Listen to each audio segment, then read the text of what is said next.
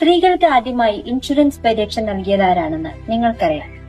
അതെ, കേന്ദ്ര സർക്കാർ തപാൽ വകുപ്പിലൂടെ കൈകാര്യം ചെയ്യുന്ന പോസ്റ്റൽ ലൈഫ് ഇൻഷുറൻസ്.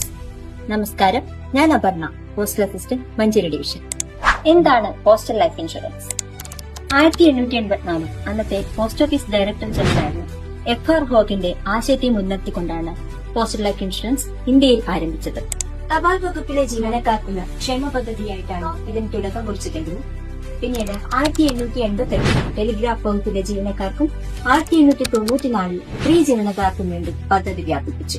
അക്കാലത്ത് മറ്റൊരു ഇൻഷുറൻസ് കമ്പനികളും സ്ത്രീകളെ പരിഗണിച്ചിരുന്നില്ല.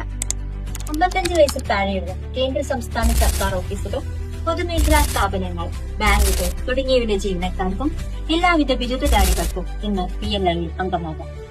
ഗ്രാമീണ മേഖലയിൽ താമസിക്കുന്നവർക്കായി റൂറൽ പോസ്റ്റൽ ലൈഫ് ഇൻഷുറൻസും ലഭ്യമാണ്. രാജ്യത്തെ ഏറ്റവും പഴക്കമുള്ള ഇൻഷുറൻസ് ദാതാവായ PLI തുടക്കത്തിൽ 4000 രൂപയായിരുന്നു പരമാവധി ഇൻഷുറൻസ് തുക. ഇന്നത് 50 ലക്ഷം രൂപയായി ഉയർന്നിരിക്കുന്നു.